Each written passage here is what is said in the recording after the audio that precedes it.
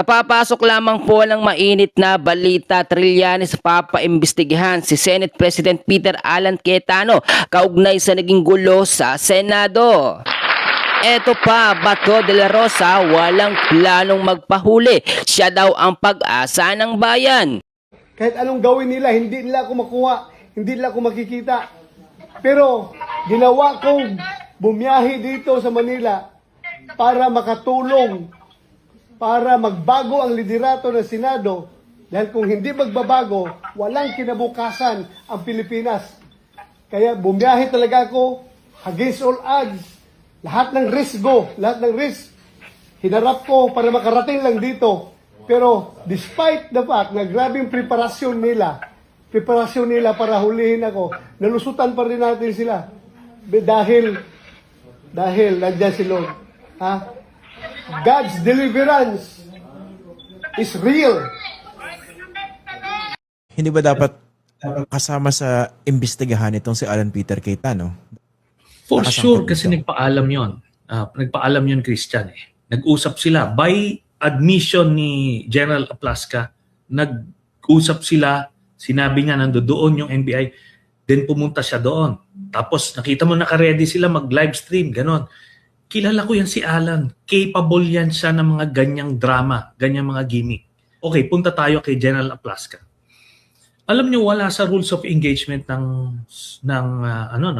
Sergeant at Arms na mag-engage ka ng law enforcement units. Alam mo kung ako yung NBI, kasuhan nila ng attempted homicide itong si Aplaska kasi hindi private army yung Sergeant at Arms. Ginawang private army nito ni Aplaska eh. Nagsimula po nung Sunday, prayers, meetings with many senators. We went to sleep just expecting a ordinary day nung Monday. Then to God's grace and mercy, I got a call Sunday morning. Monday afternoon, nakumpleto yung 13. Dumating si Senator Bato. And only to God's grace and mercy, nagpalit ng liderato sa Senado. Then of course, tumuloy-tuloy na. I was hoping na ang ating topic ng Thursday at Friday ay ang aking privilege speech. Nung Wednesday na ang tawag po ay, ang pangalan po ay Bigger Picture. Let me give you the 2-minute version. So sinabi ko dun sa Bigger Picture na medyo nakatutok tayo sa politika, lalo po sa news at saka sa social media. Pero ang ordinaryong Pilipino, hindi lang siyempre political yung lens. Meron economic lens, no? O ibig sabihin, kumbaga sa salamin, yung economic lens, yung pananaw ba na kamusta ang taas ng presyo, or PTK po yung ginamit natin, presyo, trabaho, kita. Kamusta ang presyo? Abot kaya ba? Or pataas ng pataas? Kahit okay yung presyo or mataas ang presyo, may trabaho ka ba? Kasi kung wala kang trabaho or wala kang negosyo, wala rin kita. At syempre, dinagdag din po natin yung issue ng corruption. Pinag-usapan din po natin doon na yung spiritual lens o yung sinasabi po natin morality and values. Importante po sa isang community, maging yan po ay pamilya, maging church, maging samahan ng magkakapitbahay, Tricycle Operator and Drivers Association or TODA, yan po ay maging barkada, yan po ay maging barangay, city, isang nation, yung values at yung kultura ng isang community. At pinag-usapan po natin doon na pag pinag-usapan natin ay kultura, meron tinatawag na 7 spheres or mountains, no? Yung pong family, yung pong church, yung pong government, business, education, health, at media. Ang media, kasama na po dyan ang entertainment at journalism. At pinag-usapan natin sa 7 yan na spheres or mountains of culture, lumalabas po ang values, ang sistema, ang pang-araw-araw na buhay ng isang tao, isang pamilya, isang bansa. So let's say when we're addressing corruption, hindi lang yung investigasyon at pagkaso nun. pero yung values, may integrity ba ang sistema? May integrity ba? May value ba ang tao na wag magnakaw? In talking of all of that kasi, tayo'y naniniwala na yung pang-araw-araw na buhay ni Juan de la Cruz, ni Juana de la Cruz, ay hindi na pag-uusapan kasi syempre, maging sa Marites, maging sa official na news, maging sa chat groups, maging sa SOCMED, yung mga nagba-viral usually ay yung mga events at saka yung mga intriga. So sabi ko nga, from the search for the truth, ay naging mga propaganda. For example, paulit-ulit na sinabi na kaya nagkaroon ng leadership change para pigilan yung impeachment. Pero nakita nyo naman po, Wednesday night, nung nakuha natin yung articles of impeachment, kahit na may kaguluhan sa Senate, tinapos po natin. Nung tinanong po ako ng Secretariat, tatapusin po ba natin ang pag-check niyan tonight para bukas masulatan na natin yung House? Nakiusap po ako sa kanila at sabi nila, sir, duty namin to. Despite po yung anxiety at yung trauma na nangyari dun sa barilan sa Senate. The next day, within 24 hours, pinadala na po natin sa House of Representatives kasama sa sulat na yan, yung order na nasa order of business sa Monday, ang articles of impeachment at magko-convene na tayo bilang impeachment court. So ulitin ko lang po clarification number 1. Walang delay. In fact, sa Monday, magko-convene na yung impeachment court. So I hope those who made a judgment, may you be a religious leader, may you be deans of law schools, may you be a private citizen. Sabi ko naman po, we accept your criticism. Dapat maging aktivista, dapat kalampagin nyo kami. Pero if you made a judgment or an accusation, let's also have the humility of saying, ay mali pala kami. Kasi kita nyo naman pala ho, hindi totoo at propaganda lang at paninira sa bagong majority na yung impeachment ang main reason na pagpapalit, di ba? Marami tayong pag-uusapan kung bakit pinalitan ang majority. Kasama dyan yung direction. Tingin ko po hindi natututukan ng husto yung present crisis ng ating bansa. Fuel price crisis, crisis po sa energy, crisis po sa trust sa gobyerno. And I'm not talking about the administration alone.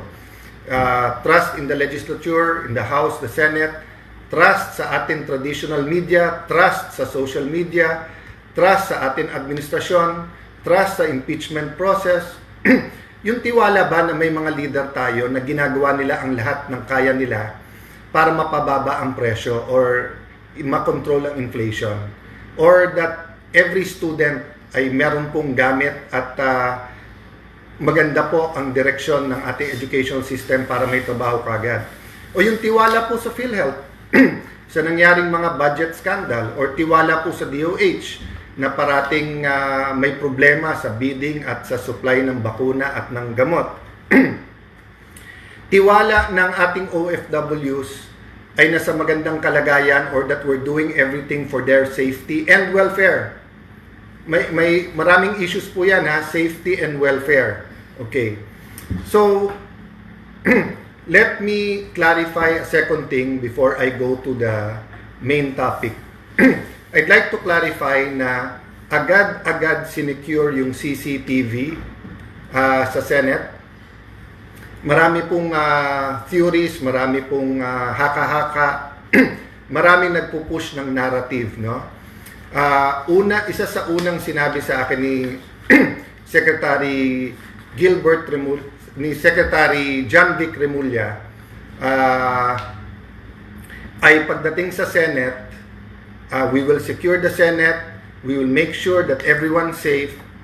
Sabi niya, Senate President, or kilala naman niya ako, so sabi niya, Alan, please make sure may access kami at na-secure yung CCTV. So as soon as I saw the Sergeant at Arms, sinabi ko na parating dito si Secretary Remulla, make sure that in front of them, makita nila yung CCTV, tapos may dalawang kopya. May kopya tayo, may kopya sila. Pangalawa ko sinabi po sa Sergeant at Arms, of course mabilis po to, so as far as I can recall, joint investigation to. Kailangan full transparency. Hindi pwede natin sabihin jurisdiction natin to, so tayo lang mag-iimbestiga. Klarong-klaro po yon na sinabi natin na to be transparent at naibigay kaagad to sa PNP at DILG.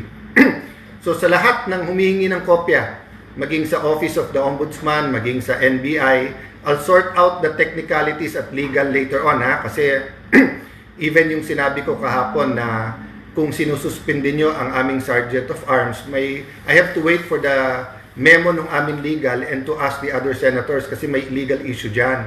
But ang sabi ko, to be fair, tandaan nyo na sa investigasyon, napaka-importante yung impartial. Kung walang credibility yung investigasyon, bali walang investigasyon. So, paano mag-iimbestiga ang NBI kung sila mismo ang iniimbestigahan? Diba? Tandaan nyo po, paulit-ulit sinabi sa amin, na wala sila sa aming premises at wala sila sa GSIS. Nangako din ang NBI na bibigyan kami ng kopya ng warrant at hindi naman kami binigyan ng kopya. So, hindi pa namin nakikita yung warrant. So, paano nila sasabihin sa amin na dapat ay dinetain namin si Senator Bato? Even assuming that we had the power to detain him. Number 3, they promised us an investigation dun sa mga nakipaghabulan na agents nila nung Monday. Hanggang ngayon, wala yon. But idadagdag ko lang, yesterday, sinabi po ng DOJ Secretary na alam nila ang pagkilos ng NBI nung Monday at Wednesday. So of course, that's the first time I heard na alam ng DOJ yung pagkilos. Then they announced mag-iimbestiga sila. Baliktad ata, you should be part of those being investigated. Kasi iniimbestigahan nga yung ginawa ng NBI. So kung alam nyo, ba't hindi kayo nagsalita? So, hindi yan ang topic ko ngayon hapon, but eto lang iwanan ko sa inyo. If you wanna be the good guys or you wanna be the bida, hindi pwedeng ikaw ay kontrabida. Okay? So, klaro yon. Hindi pwedeng sasabihin mo, mag-iimbestiga para malaman ang katotohanan, tapos ikaw pala yung dapat imbestigahan. That's precisely why I allowed the DILG and PNP, kasi hindi naman pwedeng Senate lang ang mag-iimbestiga. Dapat malaman din nila. But, one point lang, no, may napanood ako, I hope that wasn't AI. I know that reporter or news anchor sa isang radio station, tinanong niya si General Aberin, isang kilalang general with integrity na sa labas, tinanong na, Sir, kung ito ay isang residence at may warrant of arrest ka, sigurado pinasok nyo na yung residence na yon. Hindi nga department ng gobyerno ang Senado. Ito ay isang branch of government. There are 3 branches of government: executive, legislative, and judicial. Sige nga, subukan nyo na armado kayo, pumunta kayo sa DOJ, tapos paalisin kayo ng Lunes. Sabihin nyo, wala kayong agent doon. Balikan nyo ng Wednesday na meron kayo, tactical gear kayo at may dala kayong mahabang barel. Tignan po natin kung masaserve nyo basta doon sa loob o kung yung marshals nila ay kikilos. Or pumunta kayo na Malacanang. Huwag nyo na sabihin presidente, sabihin nyo may isang official sa Malacanang na magsaserve kayo ng warrant. Sa Malacanang gawin, hindi kayo mag-coordinate sa Office of the Executive Secretary or sa PSG. Tignan natin kung hindi magkaputukan doon o hindi magkaroon ng warning shot, di ba? So, let's not confuse the public. Di ba? So, kung halimbawa yung isang senador who should act like an ordinary citizen, let's say, umorder ng pansit, yung uunahan niya sa restaurant or sa kalenderya ang isang ordinary citizen, yun, valid sabihin yun na porque senador ka, uunahin ka. Hindi ba dapat just like an ordinary citizen, nakapila ka? Pwedeng sasabihin mo mag-serve ka ng warrant of arrest sa loob ng Senado, sasabihin mo this is like a private residence. Kunting aral-aral naman. Napakabigat ng implication sa publiko kung tuturuan natin sila ng mali. It seems like a ordinary question, pero mabigat tong question na to, no? Same thing, kung sasabihin mo na, ba't ka magpapaputok dyan? Warning shot ba, ganyan? This is not an ordinary police situation in the street. We were on high alert the whole day. Wednesday, nakipaghabulan sa senador. We are a branch of government. And I'm not protecting any senator here. We're protecting the integrity of the Senate, the integrity of our Philippine Constitution. This is not about men or women or politics. This is about laws. It is about our democracy. It is about our Constitution. Okay? So, my main complaint yesterday was that from the search for the truth, parang naging PR campaign. PR meaning public relations. Parang may narrative, counter-narrative, para bang rumble sa college na wala nang pakialam kung sino tama at mali. Basta't kung brag mo yon, doon ka nakakampi. So para bang may two sides of the narrative and then bahala na si Batman. Basta't ang importante, yung narrative namin. Hindi po. That's why nung humingi kami ng tulong, unang-una hiningi namin, every single person in the Senate ay ma-secure at masiguradong ligtas at hindi masaktan. Including of course the Senate media na tinutukan talaga yung mga nangyayari doon. Ang problema, parating pa lang si Secretary John Vic at saka ang NCR ang NCRPO na sa labas, but ang Chief PNP may nagsasabi na stage to. So meron ng narrative. And then may counter-narrative na. I did not give in to a counter-narrative. So tignan nyo po ang aming joint statement at pagharap sa press ni Secretary Remulla. Sinabi ko, hintayin yung investigasyon. Hindi ko binanggit yung word na NBI, although meron na kaming initial findings na NBI because I didn't want to influence anyone. And I didn't want this to be a government versus government unless there is a hard evidence, no? So, if the past few days we've seen PR campaigns, public relation campaigns, let me talk to you this afternoon or this evening about a different PR campaign. Sana po, the rest of the day today and tomorrow, especially tomorrow, which is a holy day for many religious people, regardless of your faith, ang PR campaign na aking pong propose ay Prayer and Reflection Campaign. Prayer and Reflection Campaign. So let me start with prayer. May mawawala ba ho if as a nation we pray? So, unang-unang prayer, di ba? To submit to God. God, we're imperfect. God, this is your country. God, this is your people. This is your government. This is your Senate. So, kung anong gusto natin idain? Lord, this is your people. Maraming gutom. Lord, in a quick 2 months, third month, nung gera sa Middle East between Iran, Israel, and the US, ang laking nagbago sa mga negosyo, sa kabuhayan, sa presyo ng pagkain. Lord, optimistic ang aming future nung una, pero ba't biglang nag-away-away ang gobyerno at ngayon, who's in charge? Diba? I mean, I'm talking from the local level and I'm talking about religious leaders, business leaders, student leaders, leaders in media, leaders in government. Parang ang gulo-gulo. So, one point lang about prayer. Some people believe, and I'm equally guilty of that when you pray, you're talking to God.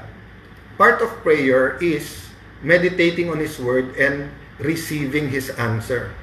His answer can come but through calmness and quiet. His answer can call through circumstance. His answer is in His Word. His answer can come from visions. Diba? Ang point ko lang po, hindi to parang, Mami, Daddy, gusto ko ng kotse. Mami, Daddy, gutom na ako, kain tayo sa labas. Hindi po ganun eh. Papa, Mama, Mother's Day, kain tayo sa labas. Yes or no? Hindi po. You have to be still and quiet and also listen. Why reflect? So, I've gotten very good compliments. I've also read very unreasonable demands, including sa resignation ko. But let me ask you, may mawawala bang I'll reflect on it? May mawawala ba I'll look back last Sunday, Monday, Tuesday, lalo na Wednesday, what happened? Could I have done better? Did I do my best? Was I there for other people? Am I fully protecting the institution, or was I also a little bit political? Did I open up enough the Senate to an investigation? Tandaan nyo po, balance yun. Ha?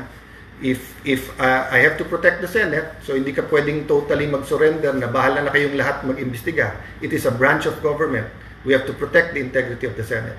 On the other hand, we have to make sure it's independent, transparent, believable, credible. So, I also criticize yung iba kong mga kasama kasi una, hindi kami nakarinig na buhay pa ba kayo, kamusta kayo. Then pangalawa, ang criticize at yung ginamit na po na na narrative is political. Having said that, may mawawala ba for me to check tama ba yung mga sinabi ko about them? If I were in their position, ano bang iisipin ko, di ba? So, when we reflect, we have to start with ourselves. Ang daling mag-reflect sa iba. Madaling mag-reflect sa kalaban mo, sa kabilang grupo, sa maling ginawa ng executive, maling ginawa ng... but what about yourself? No? So, I'll be doing that. Yes, I'll be meeting some senators. I'll be preparing for Monday. We'll be doing a lot of things. I'll have a little bit of a family time. I'll try to get some rest. Medyo, alam nyo, pagod, konting acid. I've been having medyo dry din yung mouth. I think because nga, pagka may antihistamine, aside from anti-asthma, pag natutulog, nakaka-dry din ng mouth. So, there's many things. We're all human, di ba? But we're all created in God's image and nature. And I want to read this verse, John 1:4. I have no greater joy than to hear that my children are walking in truth. Napakagandang verse, di ba? Sabi niya, I have no greater joy than to hear that my children are walking in truth. So, hindi sinabi dito, I have no greater joy than to hear the Soto group being the majority in the Senate. Hindi sinabi dito, I have no greater joy than Cayetano replacing Soto. Hindi nakalagay dito that I have joy na tama ang DILG or tama ang DOJ or Ombudsman. Ang nakalagay dito, I have no greater joy than my children. And I do believe all of us have the right to be His children. Of course, we have to believe. And sabi that, are walking in truth. So, hindi lang believing in truth, hindi lang seeking truth, but walking in truth. So, babalik ako sa prayer. Let's all pray for truth. Diba? Kasi pag may for example ang isang addict, naniniwala siyang hindi siya addict, hindi siya gagaling. So, let's say addict sa alak. So, ang inisip usually ng addict sa alak, kung 2 bote lang, 2 shot, kaya ko yan. Diba? Or addict sa sugal. Kung magtotongits lang naman ako ng tanghali, magkakasino lang ako mamayang gabi, mag-online gaming lang ako in between, hindi naman ako addict. So, if you do not start with the truth, you cannot address the problem. So, ganun din po. If the Senate will think that the problem is the majority, if ibebenta nila, impeachment lang to, yan lang ang without saying na, sandali lang, how have we dealt with corruption issues? Have we done enough to really address it? How have we dealt with prices, with inflation, prices of food, productivity ng ating farmers, with flood control? Hindi lang yung flood control investigation, tag-ulan na. Kita nyo, konting ulan, may bumabaha na. So, we have to reflect on so many things, di ba? Dati, leader tayo sa education.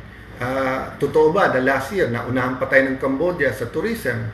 Paano kabuhayan ng ating mga kababayan? Let me give you one point. I'm reflecting on, alam ko na kasi kasunod pag ganito na may kahirapan, kasunod na nito new taxes. Whether the day na medyo controversial yung IMF, 1970s, 80s, hanggang nung naging congressman ako, late 1998, parati yan, na ayusin nyo yung fiscal position nyo, yung pananalapi, mag-tax na naman. So, paulit-ulit ko po sinasabi, sana ngayon may makinig na as Senate President and head of the new majority. Nung panahon ni President Ramos at nagka-crisis, nag-impose siya ng 10% across the board sa lahat ng departamento. Maliit lang ang budget nun. Ngayon, mahigit 6 trillion yung budget eh. So pag nag-impose ka ng 10%, forced savings, 600 billion na kagad yun. Kahit imperfect, sabihin natin, some departments 5%, some 7, some 10, some 12. Sa 5%, 300 billion yun. Baka naman hindi natin kailangan ng taxes. Or baka kailangan, pero as the new Senate President, at least while I'm there, ipakita nyo muna na lahat ng luho at lahat ng hindi kailangan sa gobyerno na isang tabi at magagamit natin sa tama. Okay? I will recognize whatever the administration has done or is doing, di ba? But there's so much we can do. And we're only talking about the 2026 budget. Tandaan nyo, may pera pa from the 2025 budget. O yung ibang nirealign for the crisis, ma-report kung nasaan yan. So just an example, no, that as I reflect, di ba? So I also have to reflect kasi kung what we're going to do today, what we're going to do tomorrow, what will next week, next month, next year look to each and every Filipino. So guys, thank you for spending time with me today. Ulitin-ulit yung verse. Sabi ng Panginoon, I have no greater joy than to hear that my children are walking in truth. So sana po, magkalaban man tayo sa politika, magkaiba man ang opinion natin, we can start looking at each other as lahat anak ng Diyos. Just because we have different ideas, we don't have to call each other evil, di ba? Or call each other names. There is evil. There is evil in our society, di ba? Pero kaya nga sinabing hate the sin but love the sinner. So sa lahat po na sumasama mismo sa live, sa viewers natin ngayon, thank you po. This time around, nakiusap po ako kay George na hawakan yung cellphone kasi nga usually ako, but just so that makakonsentrate ng konti. At saka ngayon, uminom ako ng gavis ko na tayo kasi nga medyo may acid ng konti. And I still have so I know may nakikinig ng mga ka-dinner ko. Thank you for joining us tonight. I will be there in 10 minutes. God bless you guys. Good night po.